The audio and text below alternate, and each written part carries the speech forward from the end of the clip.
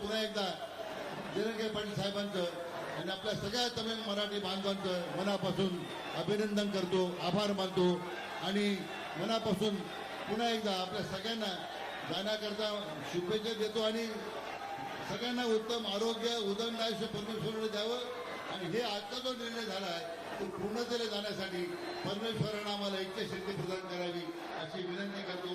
मनापासून धन्यवाद. आता आपण गणपतीच्या आरतीला आपण सगळे उपस्थित राहावं, उभं राहावं अशी विनंती करतो. मनापासून धन्यवाद. जय हिंद, जय महाराष्ट्र.